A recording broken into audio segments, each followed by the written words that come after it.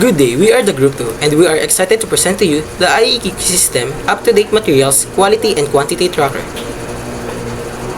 So sa version ito ng program, una kapag nag-add ka ng new supplies, hindi talaga maayos ang validation. Halimbawa, pwede ka mag-type ng letters instead of numbers para sa quantity o kahit mali na ang date ay tinatanggap pa rin ito ng program. Pwede rin maglagay ng delivered date sa future date at kahit yun ay hindi dapat valid. Ito ay papasok pa rin sa inventory. Kaya importante talaga na tama ang quantity at dates para masabaybayan ang stocks, pero dahil dito, kahit mali ay pumapasok pa rin sa mga list.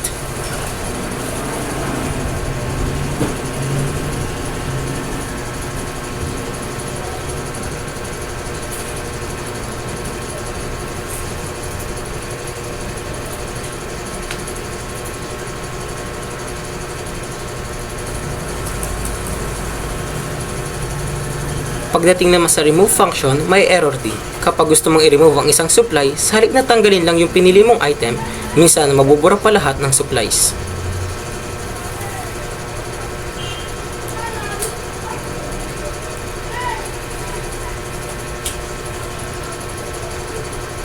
Sa edit function naman, kahit na pwede mong palitan yung delivery date, expiration date, at quantity, wala pa rin itong tamang validation.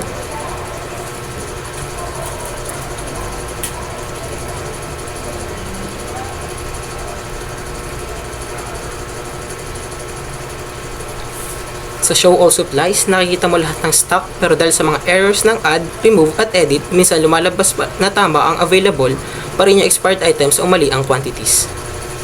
Sa expiration tracker naman, ideal sana na ipakita yung supplies na malapit na mag-expire o expired na. At sa usage tracker, kapag na-record mo yung kung ilang items na yung nagamit, pinapayagan itong mas mataas yung final quantity kaysa sa initial stock.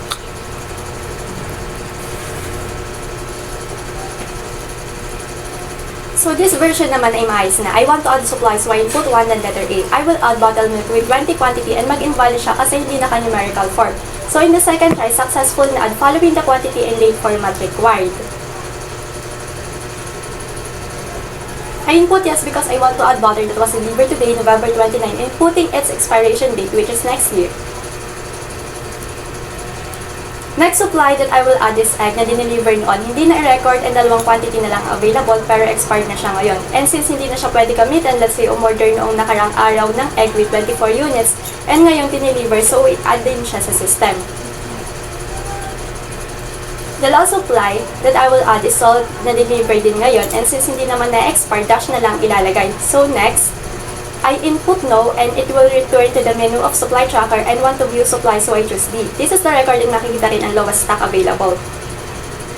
Next is removing. Halimbawa kung may sobra na dalawa sa egg, pwede mo naman itong bawasan. Now try natin ang flour. So ang lalabas is not found dahil hindi naman siya nag-e-exist sa inventory. Tingnan na ulit natin ang updated supplies record and now pwede na tayo mag-edit. Kapag clinic mo ang edit, lalabas ang supply name and then pipili ka ng row at kung kailan din-deliver ang supply. Make sure na nag-e-exist yung row number dahil dito pwedeng pumili ang user kung anong specific detail ang gustong baguhin. Una is input supply kung anong i-edit mo and then select row base kung kailan din-deliver and kung anong details maalin sa deliver date para maitama kung kailan talaga dumating ang supply. Expiration date para may update kung may maling date o may bagong info, and quantity kung kailangan dagdagan o bawasan ng diretso ang bilang ng items. Itong feature na ito ay tumutulong para mapanatiling updated at tamang information ng bawat materials. Basta make sure na valid ang i-input na data and then nag-i-exist para makita naman natin ang updated details.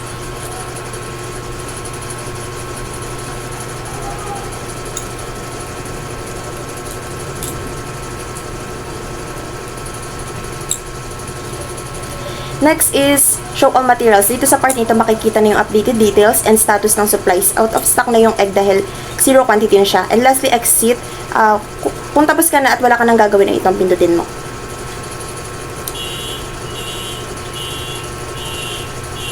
To track expiration, input 2, then want to know if may expire bukas pero wala. So input 3 to track product expiring in 7 days, which is bottled milk. Let's track again to know the expiration in end days by putting 4, for example, 29 days and dalawa ng product na expire. Make sure to input whole number and convert years or months in days para successful na ang track sa matrack ang expiration. Sa huling bahagi naman, pindutin natin ang number 3 sa ating IAQ system at i-input natin ang materials na available sa ating tracker. Mayroon tayong 20 available, 12 sa final quantity at 8 piece bottled milk. Ulitin natin ang procedure para sa 12 na egg na may final quantity na 10 at 2 na used. Sa ating butter naman is unavailable or expired.